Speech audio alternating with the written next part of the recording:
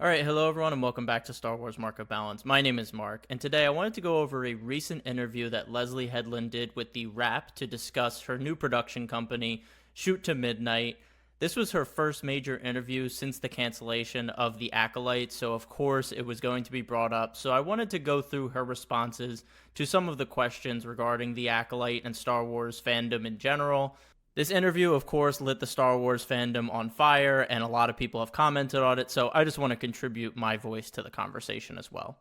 Now, to be clear, before I get into the article, I was not a fan of The Acolyte. I think it's the worst thing that Star Wars has ever done. I think it's worse than The Rise of Skywalker. I thought the pacing was terrible. I thought the character work was awful. I thought it looked cheap. And I thought at its core, it had a very anti-Star Wars message. So I am not here to defend The Acolyte.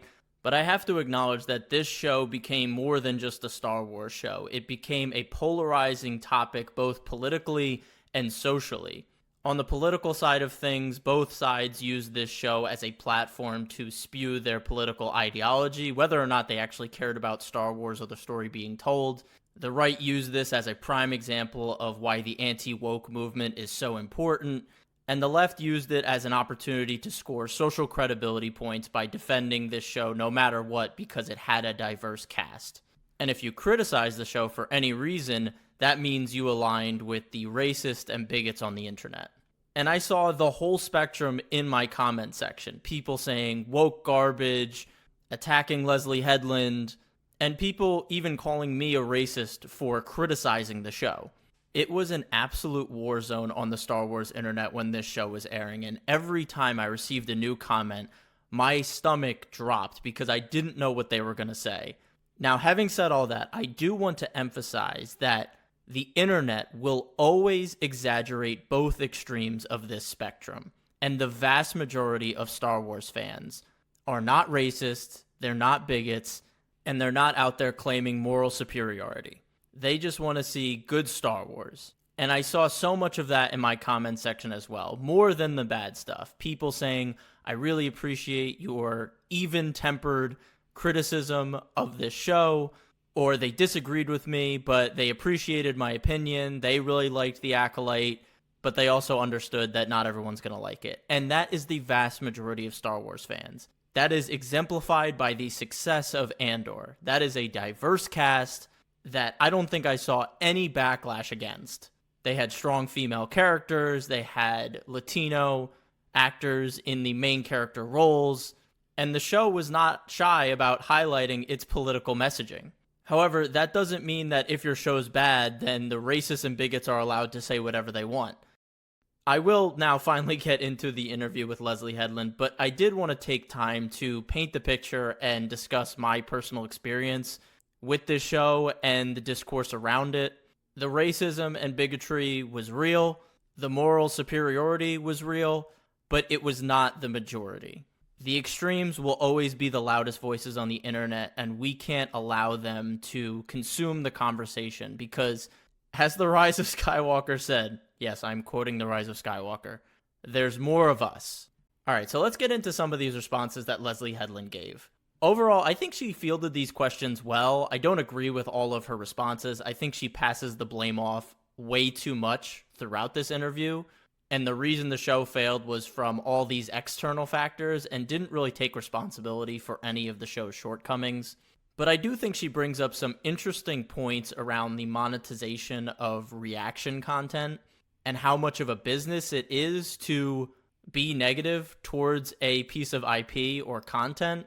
All things considered, with the amount of hate she received while the show was airing, and probably is still receiving to this day, she wasn't combative in this interview, which would have been very easy to do.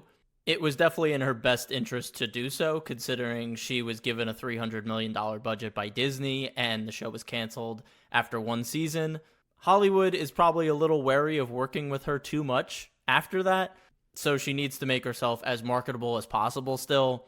That's just how the business goes. I'm not saying that from a personal perspective. I just think that's how Hollywood looks at people as investments. What's a safe investment and what's a bad investment? The first question addresses the unfair vitriol that The Acolyte and its creators received, as well as the show being publicly canceled, which Lucasfilm had never done before. Leslie's answer is very diplomatic, but as I said in the intro, she passes the blame off to a lot of external factors as to why the show failed and received all of this hate.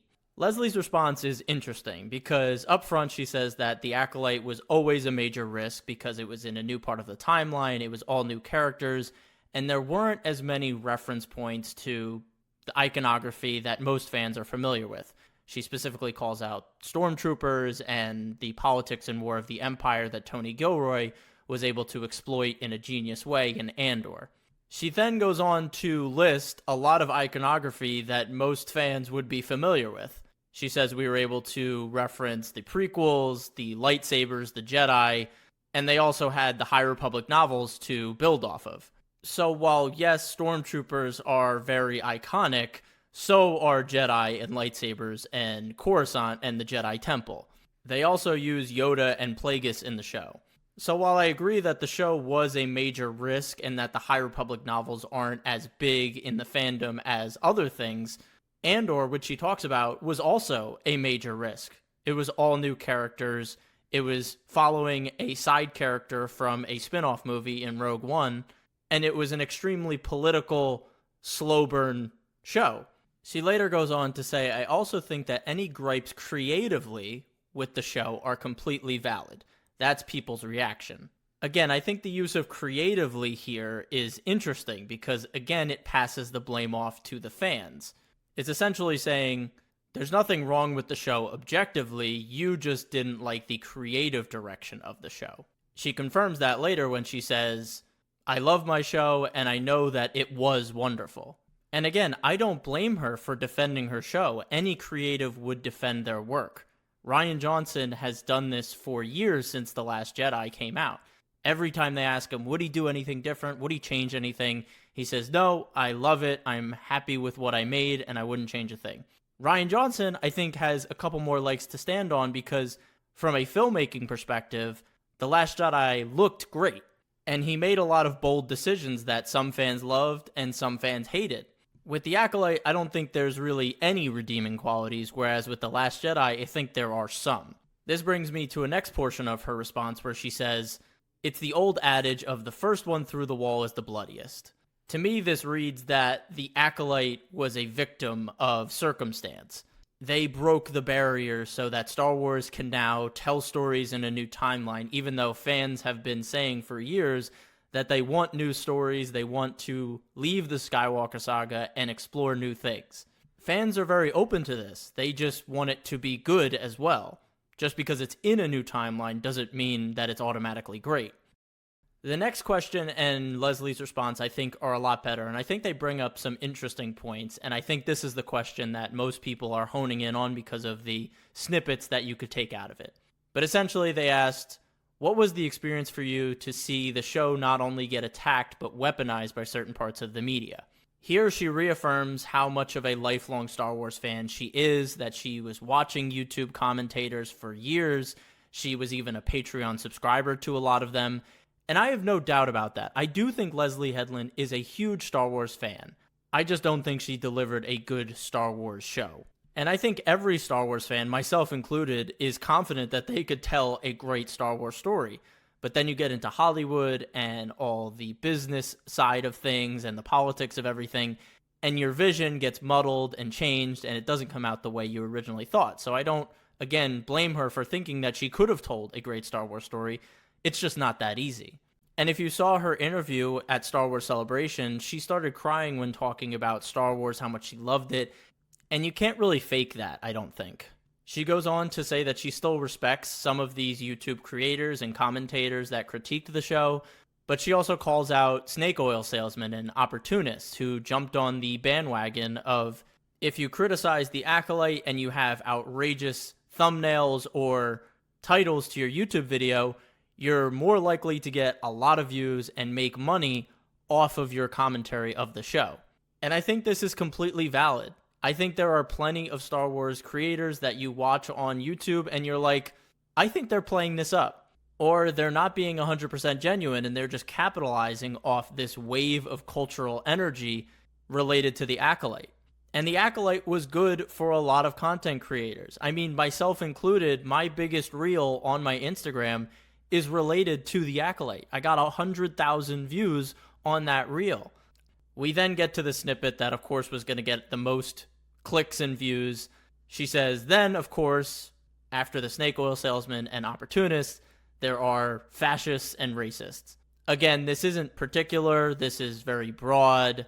And like I said in my intro, she's not exactly wrong. I definitely saw it on the internet. Do I think it's a large majority? No. And I don't think she's saying it's a large majority here. The content that is being put out by the streamers or the studios is being snatched up by these other creators, whether it be through live streams, live reactions, commentaries, synopsises, I don't know. But all of these things creators make money off of because of viewer-based ad revenues and their Patreons. And she even says, by the way, have at it. Get your coin 100%. But it is 100% a business. And she said something really interesting later in this answer. It made me think more that the content being made about Star Wars will ultimately be more culturally impactful than actual Star Wars. And again, I kind of agree with her. I think more people watched Acolyte content than watched The Acolyte. And I think that is 100% valid. I myself watched way more reactions, critiques, and criticisms of The Acolyte than the show itself. I mean, the show itself was probably 6-7 hours of content. I probably consumed that much on YouTube talking about The Acolyte. And I also created content that definitely took me more than 7 hours. So I don't think this is incorrect when she says this. It's a proper business model rather than a bunch of mean people. It's a lot more financial than I think people realize. And as somebody that has really supported a lot of these channels financially and with my eyeballs, some of that stuff is probably the only content that a younger generation is seeing. I think this is a very interesting observation. The next question was around the cancellation decision by Disney and the fact that they made it public, which they haven't done for any of the other Star Wars shows. They just kind of get quietly canceled. And she essentially says she wasn't surprised. She was seeing all of the reactions and criticisms online that we were seeing. So she said the writing was on the wall. She then goes on to say that with Star Wars, you're not just measured within the marketplace, you're measured against other Star Wars. And again, that's 100% true.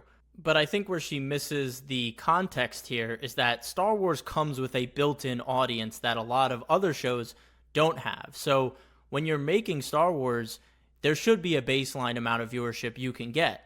And then if your show is great or really good, you build that momentum outside of Star Wars fans that are always going to check out the Star Wars shows. But if you make a bad Star Wars show, you're losing Star Wars fans, and then you're also attracting no interest from casual or non-Star Wars fans. With Andor, and I'm comparing Acolyte to Andor a lot here, but it's a very similar situation where the first season of Andor did not have a lot of viewership, but they got greenlit for season 2 because they received Emmy Awards and the word of mouth kept growing as the weeks went on.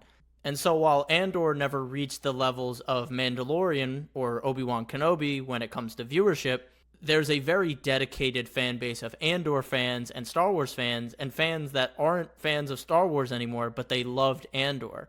And I think that show will continue to grow over time. That's a show that's now in the upper echelons of TV shows of all time. It won an Emmy for Best Writing in a Drama Series, which Breaking Bad won, Sopranos won, The West Wing won, Succession won. Like, all of these titans of TV are in the same category now as Andor. Andor is in the category with them. The Acolyte just didn't have that. And then couple that with the budget of like $300 to $400 million for a first season that wasn't received well, it doesn't make much sense to give it a season 2, which, she says, I feel like for a launch of a first season show that was trying to do different things, I think it could have been worth it to allow the audience it was meant for to find it in a season 2. But from a financial standpoint, it doesn't make much sense because it wasn't getting critical acclaim and the audience numbers were low. I've seen people compare the first season to The Acolyte to the first season of Clone Wars, and if the Clone Wars started out so bad but was given 6 seasons to grow, why wasn't Acolyte given that same respect? One, the Clone Wars Season 1 was fully funded by George Lucas, so as long as he wanted to fund it, that show was going to continue. That's not the case with The Acolyte. I also think the first season of Clone Wars has a lot of great episodes in it that people overlook and are leagues better than any episodes that we saw in The Acolyte. But some could say that's a more subjective opinion. I think it's subjectively better, but I'll concede that if you want. She ends the response by saying she fully respects the decision, even if she's sad about it. Of course, who wouldn't be? Makes sense. The last question I won't spend too much time on, but it was essentially, did you plan out anything for season 2? And Leslye says that they planned out character and thematic arcs, but the narrative itself wasn't fully fleshed out, which makes sense. And I want to make it clear, there was a good idea of a story within The Acolyte that if it was executed better, I would have been very on board for a season 2, exploring Plagueis and him scheming in the background before the prequels, seeing Quamir, this Sith acolyte, operating on his own with a new apprentice, the Jedi having to hunt him down, whether Plagueis takes him on as an apprentice or kills him. We eventually might see Palpatine. Like, there was some cool threads they could have pulled on, but season 1 just did not justify it from a quality standpoint. And I know some people out there were like, oh, if they got a season 2, they would have fixed things and it would have come together. I don't think so. I mean, season 1 was so off the rails that if season 2 somehow came back and it was just like almost Andor level quality of just show, I would have been completely shocked. It's really hard for a show to pull a 180 like that. But that essentially ends the Star Wars portion of the interview. After this, they get back into her new production company, Shoot to Midnight. And yeah, I wanted to go through this interview because, like I said in the beginning, I think she brought up some interesting points about the landscape of media consumption nowadays with YouTube and Patreon and ad revenue. And she reaffirms her love for Star Wars and that she's still consuming new Star Wars media. She talks about Andor in here in very high regard. But ultimately, I think she passes the blame off way too much in this interview, saying that there were all these external factors that brought her show down and that her show was really good. The fans just didn't agree with it creatively. And while I don't expect her to come out and say, yeah, we made a bad show, she's going to defend her artistic vision. Of course, every artist would. But I do think there was room here to say, hey, maybe we came up short a bit on some of the character arcs. Some of the pacing over 8 episodes maybe didn't make as much sense for Osha and May and their changes that they go through maybe felt too quick. I think on the conversation surrounding the political and cultural polarization that surrounded this show, she does call out racists and bigots, and I think a lot of people are clipping that and saying, look, she's blaming racist and bigoted fans for Acolyte failing. I don't get that from this article. I think she just calls out that, hey, there was a portion of the internet, which there was, I saw it, that attacked her and her cast for their diversity, and that to some degree it played a role in the conversation. Like I said, I think it's overblown. I think it wasn't the large majority of people discussing the Acolyte, but it was a piece of it. And I think she calls it out in a very small portion of this interview. And I think, as always, like I said, the internet will always blow things out of proportion. I think people will do the same with this interview, saying, look, she blamed racist and bigoted fans. That's why the Acolyte failed, where I think she blamed a lot of other factors more than that.